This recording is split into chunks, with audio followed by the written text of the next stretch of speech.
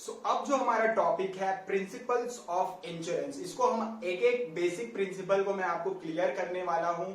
अब कैसे लिखोगे, नोट्स भी यहाँ पे है, सारी चीजें आपको मिलेगी, एग्जांपल्स भी मैं देने वाला हूं। तो चलिए अब हम देखते हैं point number 1, principal of utmost good faith. इसका मतलब क्या हो जाता है, मैं आपको एक एग्जाम्पल के थ्रू पूरा क्लियर कर देता हूं, फिर हम इसे रीड करके पूरा अंडरस्टैंड करेंगे। ठीक है, अब राम क्या होता है, राम इंश्योरेंस कंपनी के पास जब क्या कराने गया था, इंश्योरेंस कराने गया था, और इंश्योरेंस कंपनी से राम ने एक बात छुपाई रखी थी, वो हार्ट का पेशेंट है करके। ठीक है, इंश्योरेंस कंपनी से, इंश्योरेंस एजेंट से उसने उसे नहीं बताया था कि वो हार्ट का पेशेंट है। ठीक है, अब कुछ दिनों बाद वो प्रीमियम पे कर रहा है, कुछ महीनों बाद राम की डेथ हो जाती है, वो भी हार्ट अटैक से उसकी डेथ हो जाती है।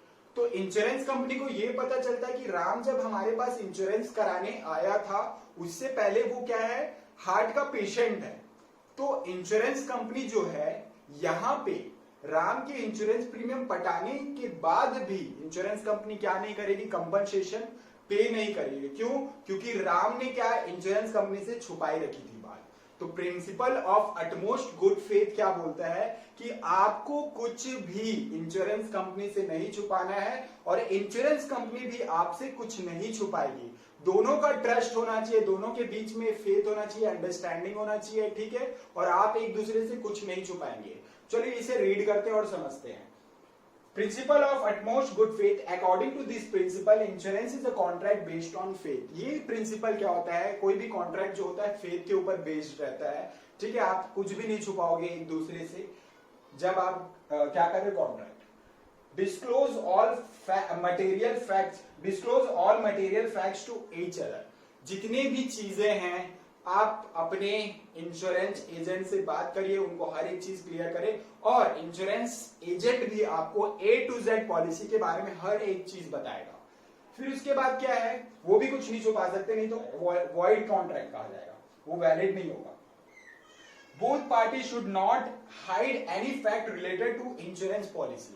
इंश्योरेंस पॉलिसी में कोई भी पार्टी, दोनों पार्टी, चाहे वो इंश्योरर हो या इंश्योर्ड हो, इंश्योर्ड कौन हो गया, राम, और इंश्योरर कौन हो गया, इंश्योरेंस कंपनी, दोनों पार्टी को हाइड कुछ भी नहीं करना है एक दूसरे से। ये क्या हो जाता है, principle of utmost good faith. अब हम इसमें और एक एग्जांपल अगर मैं आपको बताऊं तो क्या हो जाता है, देखो सपोज मान लो एक ऑर्गेनाइजेशन का जो मैनेजर है वो क्या करता है, इंश्योरेंस पॉलिसी लेकर के रखता है अपने ऑर्गेनाइजेशन का।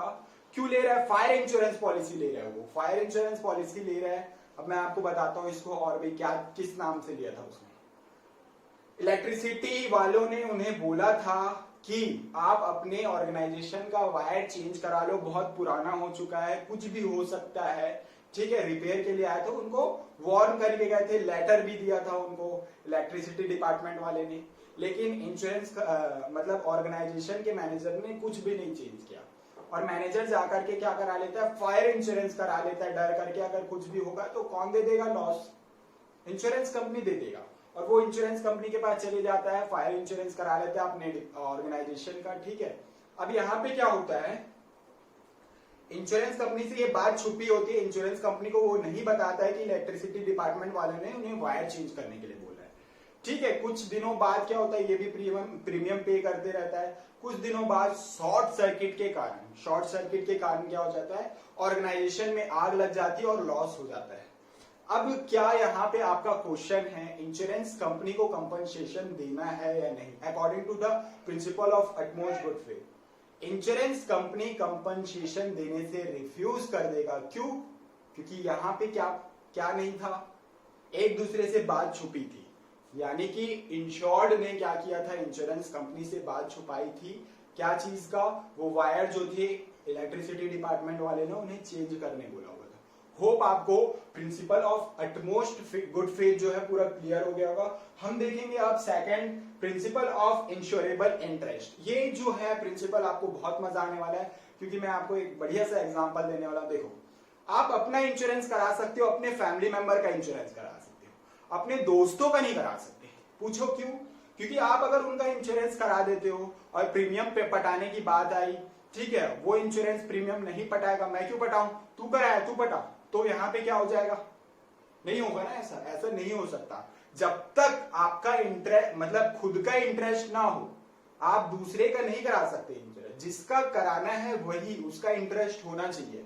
तो ये क्या बोलता है, according to this principle the insured यानी कि जो इंश्योरेंस पॉलिसी खरीद रहा है जो प्रीमियम पटाएगा वो insured must have to insurable interest in the subject matter of the insurance policy. जो भी पॉलिसी वो ले रहा है उसमें उसका खुद का क्या होना चाहिए, इंटरेस्ट होना चाहिए। यार मैं मेरे को लेना है, जैसे राम को था, राम खुद गया था इंश्योरेंस कंपनी के पास, उसके दोस्त ने जाकर के राम का इंश्योरेंस पॉलिसी नहीं करवाया था। Without interest taking an insurance policy is fraudulent activity and law does not permit it.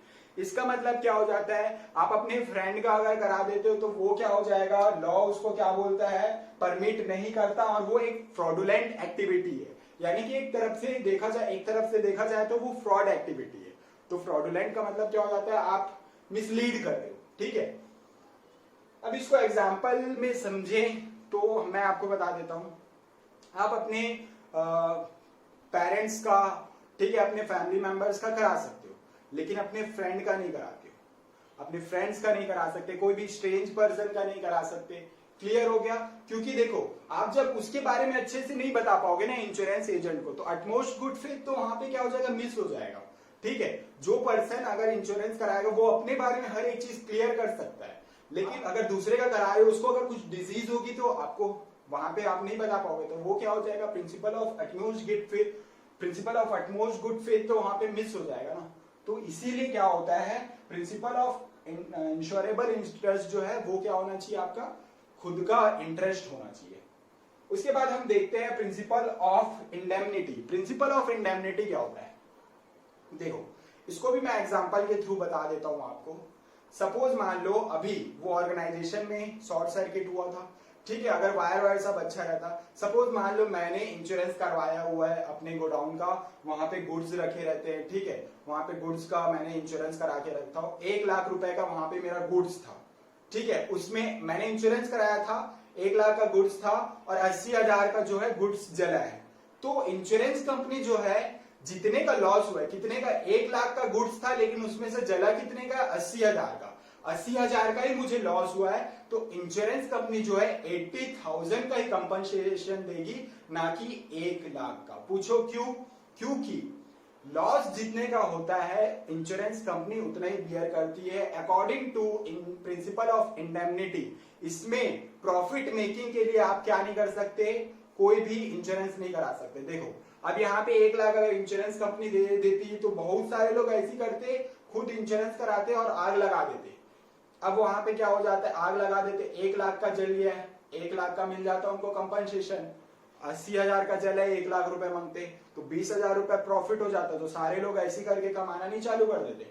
तो यहाँ पे क्या हो जाएगा, प्रिंसिपल ऑफ इंडेमनिटी का मतलब according to this principle insurance is not a contract of making profit. Profit making के लिए आप इंश्योरेंस नहीं करा रहे हो, आप आपका जो लॉस हो रहा है उसके लिए करा रहे हो। ठीक है, the purpose of insurance is to bring back the insured in the same financial position. यानी कि इंश्योरेंस कंपनी का पर्पस क्या होता है, प्रिंसिपल ऑफ इंडेमनिटी में जितने का आपको लॉस हुआ है उतने ही फाइनेंशियल पोजीशन में वापस से आपको इंश्योरेंस कंपनी जो है, आपको अगर 40,000 रुपए का डैमेज हुआ है तो इंश्योरेंस कंपनी है 40,000 देगी, चाहे आपका पॉलिसी 2 लाख 1 लाख का क्यों ना हो, 1 लाख रुपए नहीं दे देगी। क्यों? क्योंकि आपको डैमेज कितने का हुआ है, 40 का। समझ में आ रहा होगा, होप मेरे को ऐसा लग रहा है कि आपको सारी चीजें अच्छे से समझ में आ रही होंगी। अब हम देखेंगे इसके आगे का, इसको भी एग्जांपल मैं बता देता हूं, इसकी भी एग्जांपल देकर के मैं आपको समझा देता हूं। सपोज मान लो एक पर्सन ने अपने मोटर का क्या करवाया है, इंश्योरेंस करवाया हुआ है, ठीक है, डैमेज हुआ, 40,000 का डैमेज हो गया है ना, उसकी कार है, 40,000 का डैमेज हुआ और उसने जो है प्रीमियम पटाया था 2 लाख रुपए का। अगर कुछ भी लॉसेस होते हैं तो 2 लाख तक का कंपनसेशन उसको मिलेगा, लेकिन यहाँ पे डैमेज कितने का हुआ है, 40,000 रुपए का, यानी कि 40,000 का। अब 40,000 ही इंश्योरेंस कंपनी जो है कंपनसेशन पे करेगा, ना कि 2 लाख रुपीस। अगर 2 लाख रुपीस करते तो सारे लोग जाकर के गाड़ी ठोकते, 40,000 का लॉस हुआ है, इंश्योरेंस कंपनी से क्या बोल देते कि आप हमें 2 लाख दो, 2 लाख दो, तो 2 लाख दो, 2 लाख दो, तो ये क्या हो जाता, गलत है ना, ये तो प्रॉफिट यहाँ पे मैंने लिखा ना, प्रॉफिट मेकिंग के लिए नहीं होना चाहिए। तो वो आपका क्या हो जाता है, प्रिंसिपल ऑफ इंडेमनिटी। होप आपको ये तीनों पॉइंट क्लियर हो गए। हम चलते हैं उसके नेक्स्ट में। अब प्रिंसिपल्स ऑफ इंश्योरेंस में हमारा 4th नंबर का जो प्रिंसिपल है वो है प्रिंसिपल ऑफ कंट्रीब्यूशन। अब नाम से ही पता चल गया होगा, कंट्रीब्यूशन 3-4 जगह से पैसा, ऐसा है ना। तो अब हम समझते हैं इस प्रिंसिपल को एक एग्जांपल के थ्रू मैं क्लियर करता हूं। सपोज मानो मैंने इंश्योरेंस करवाया है अपने हाउस का 2 अलग अलग इंश्योरेंस कंपनी में, ठीक है। मैंने हाउस का, मेरे घर का जो मैंने 2 अलग अलग इंश्योरेंस कंपनी में कराया। अब आप मेरे से ये पूछोगे एक ही घर का 2 इंश्योरेंस कंपनी में कैसे करा सकते हैं, तो देखते ये एग्जांपल के थ्रू, ठीक है। अ पर्सन यानी कि मैं gets his house insured against fire, मैं अपने घर का इंश्योरेंस कराया हूं फायर के अगेंस्ट, अगर मेरे घर में कभी आगे चल के आग लग जाता है। ऐसे एग्जांपल समझने के लिए लगना नहीं चाहिए, ठीक है। फिर भी एग्जांपल समझने का आपको ज्यादा अच्छे से समझ में आए इसलिए मैं एग्जांपल ले रहा हूं, ठीक है।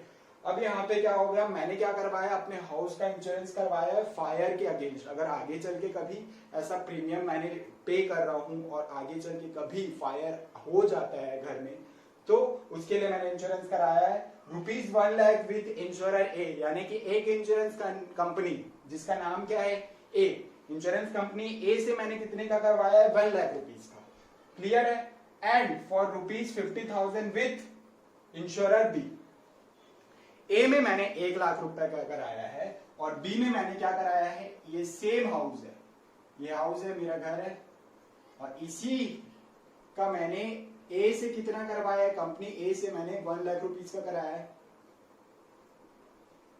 और बी से कितने का कराया है, इस हाउस का 50,000 रुपीज, 50,000 का। अब यहां पे क्या हुआ, अ लॉस ऑफ ₹75,000 अकर्ड। अब यहां पे फायर लग गया, फायर लग गया मेरे घर पे, और लॉस कितने का हुआ, लॉस हुआ है 75,000 रुपीज का। अब 75,000 जो है, क्वेश्चन ये है कि कौन सी कंपनी जो है कितना पेमेंट देगी, ठीक है, कौन सी इंश्योरेंस कंपनी कितना पेमेंट करेगी। 2 इंश्योरेंस कंपनी में ये पैसे पटा रहा था प्रीमियम, ठीक है, 2 अलग अलग इंश्योरेंस कंपनी में पटा रहा था। अब इंश्योरेंस कंपनी कितना इसको कंपनसेशन देगी, यहाँ पे मैंने फॉर्मूला लिखा हुआ है, मैं आपको बताने वाला हूं। ये फॉर्मूला एकदम इजी है, ठीक है, कैसे बना है वो भी मैं बताऊंगा। देखो क्या होगा, ए कैसे कैलकुलेट करेगा, इस पर्सन को कितना कंपनसेट करूंगा, बोला था ए 1 लाख रुपए, इसी को हम क्या बोलेंगे, sum assured with a particular insurer. मतलब इस पर्टिकुलर इंश्योरर से कितने का बोला है, 1 लाख रुपीस का, तो 1 लाख रुपीस यहां आ जाएगा, इसको हम क्या बोलेंगे, sum assured with a particular insurer. अब यहाँ पे 1 लाख रुपीस आ गए, इनटू में क्या करोगे, यहाँ पे एक्चुअल लॉस, पता है इसमें कितने का हुआ है लॉस, 75,000 का लॉस हुआ है। अब ये 75,000 डिवाइडेड बाय, यहाँ पे आप पढ़ो क्या लिखा हुआ है, टोटल सम इंश्योर्ड, मतलब इंश्योरेंस करवाया था इस पर्सन ने 2 अलग अलग जगह से, अगर हम इसको टोटल कर देंगे तो इसी को हम क्या बोलेंगे, टोटल सम इंश्योर्ड। कितना आ जाएगा आपका, 1,50,000, 1 लाख और 50,000, 1,50,000। अब ये कितना हो जाएगा, अब हम इसको इनटू करेंगे। एक तो एकदम सिंपल कैलकुलेशन, इसके 4 जीरोस काट दो, इसके 4 जीरोस काट दो, ये 10 इंटू क्या हो गया, 7, 5, 1, 2, 3। अब यहाँ पे कितना आ गया, 15। अब ये 5 3 सा और ये 5 2 सा, अब इसको जब आप मल्टीप्लाई करोगे तो 150 हो जाएगा, 75 इंटू 2 करोगे तो 150, और इसके 3 जीरोस, यहाँ 1 2 3 डिवाइडेड बाय 3 कर दोगे तो 3 1 सा और 3 5 सा 50, तो कितना आ गया आपका 50,000। यानी कि जो कंपनी ए है, यानी कि इंश्योरेंस कंपनी ए कितना कंपनसेट करेगी इसको लॉस, इंश्योरेंस कंपनी इस हाउस का इंश्योरेंस के लिए कितना पे करेगी, 50,000। लेकिन आप क्या बोलेगा, इंश्योर्ड पर्सन, यानी मैं क्या बोलूंगा, सर और मेरा 25,000 कहां से मिलेगा, तो इंश्योरेंस कंपनी बोलेगी, इंश्योरेंस जो है कहां पे जाना है आपको, इंश्योरेंस कंपनी बी में। मेरे को नहीं पता चलेगा, सोच रहे हो क्या आप, ऐसा कौन बोलेगा, इंश्योरेंस कंपनी, मैं अकेला पे क्यों करूं, ठीक है, तो वो बी के पास जाएगा। तो फिर यहाँ पे क्वेश्चन ये उठता है कि ये तो बोला था 1 लाख रुपए का कंपनसेट करूंगा, लेकिन 50,000 क्यों दे रहा है। क्वेश्चन इसीलिए ये 50,000 दे रहा है क्योंकि इंश्योरेंस कंपनी दूसरे से भी करवाया है उसने, तो ये भी तो कंपनसेट, उस लॉस का कंपनसेट करेगा, अकेला ए क्यों दे, पूरा जो लॉस हुआ है अकेला ए क्यों दे? तो जो भी प्रपोर्शन में इन दोनों इंश्योरेंस कंपनी क्या करेंगी, पे करेंगी। अब सेम हम लोग बी का कैलकुलेट करेंगे, याद रखो इसका कितना, ये कितना पे करेगा, ए यहाँ पे मैंने लिख लेता हूं इसको 50,000 रुपीज पे करेगा। अब हम लोग यहाँ पे बी का करते हैं कैलकुलेट, बी का कितना आ जाएगा यहाँ पे कैलकुलेट करते हैं। ये हाथ तो बहुत गंदे हो जाते हैं, इसको रख कर देता हूं। चलो आपके लिए इतना तो करना ही पड़ेगा, तो चलिए अब समझते हैं। अब बी का कितना है यहाँ पे, sum assured with a particular insurer. अब बी कितना बोला था, 50,000 रुपीज मैं दूंगा करके कंपनसेशन, 50,000 हो गया। और एक्चुअल लॉस कितने का हुआ है, 75,000 का हुआ है। डिवाइडेड बाय क्या करेंगे, total sum insured, total sum insured कितना आ जाएगा, 1,50,000। फिर से बताया था इसके 4 zeros काट दो, इसके 4 zeros काट दो, ये 1 सा हो जाएगा और ये 3 सा हो जाएगा।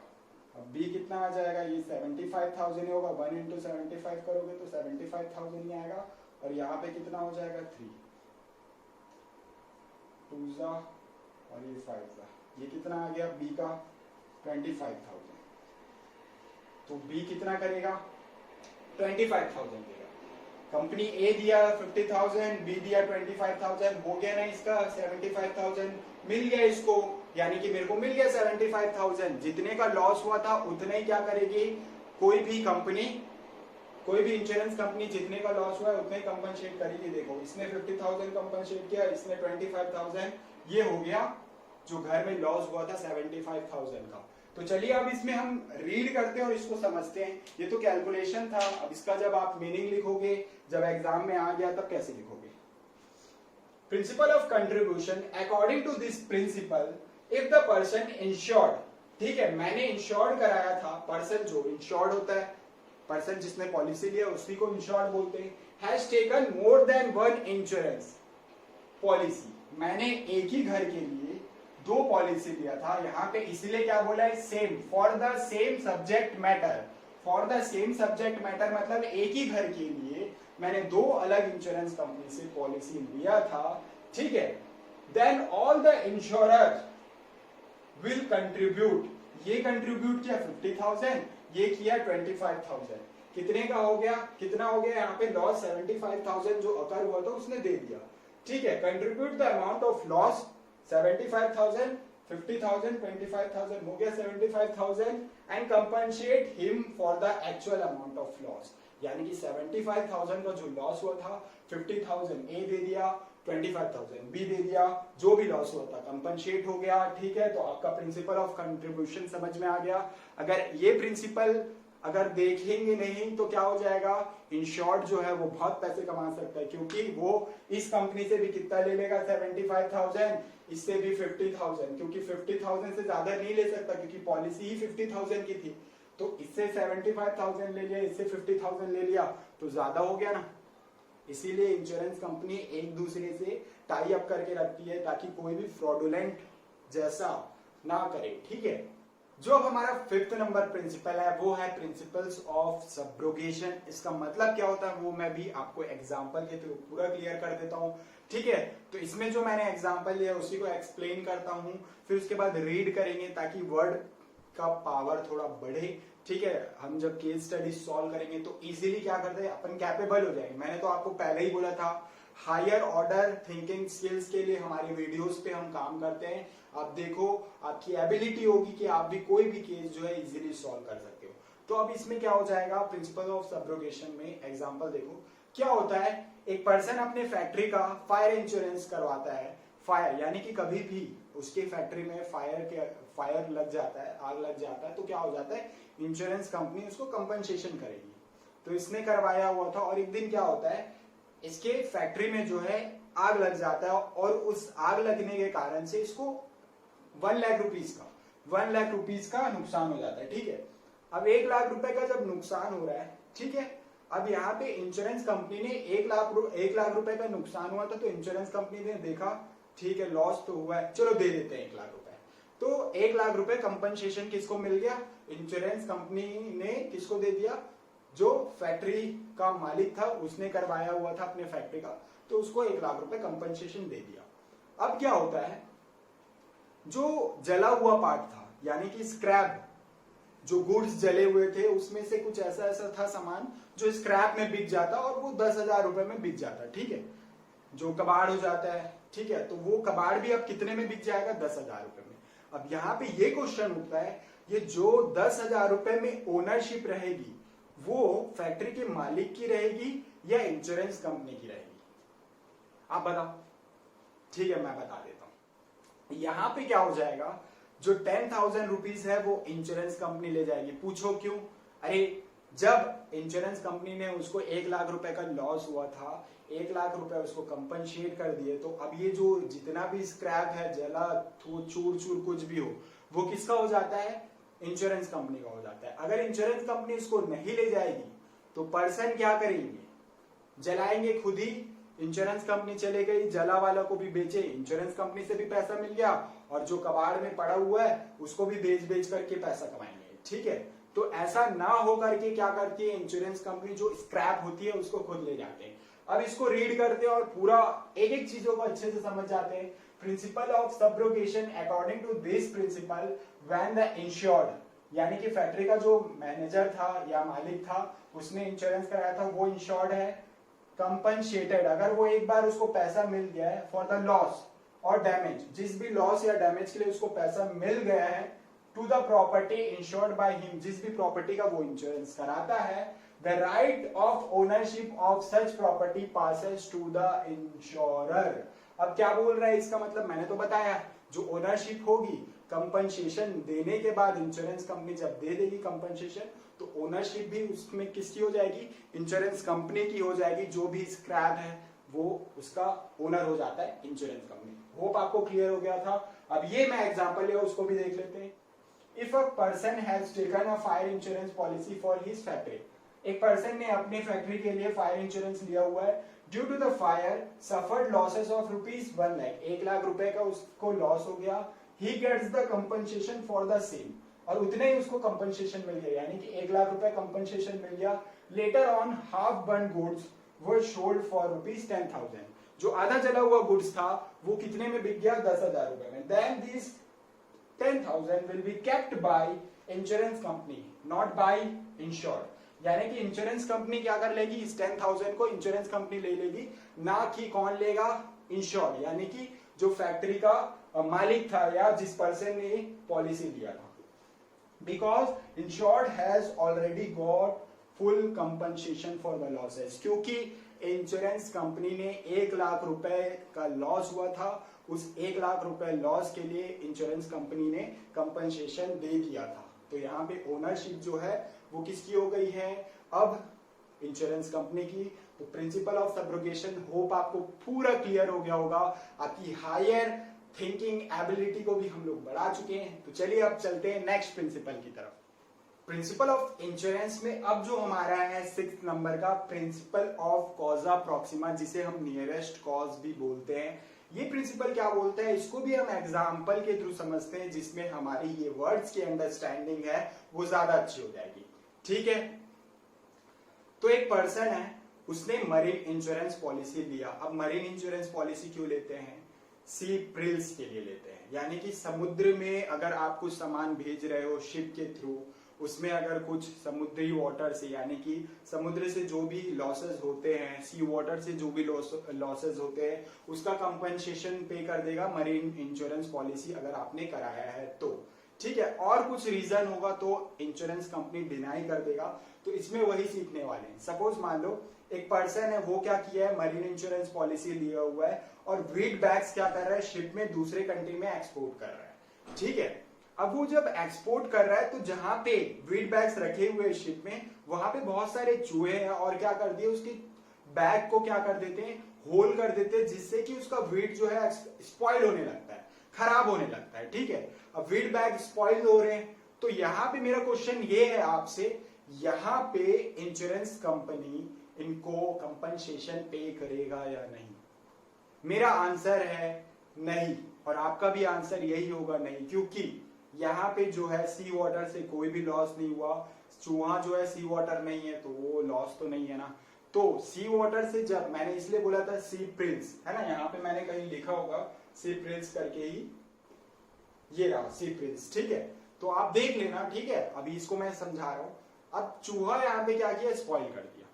अब इसी को दूसरे वे पे मैं लेकर के बताता हूँ कॉजर प्रॉक्सिमा को।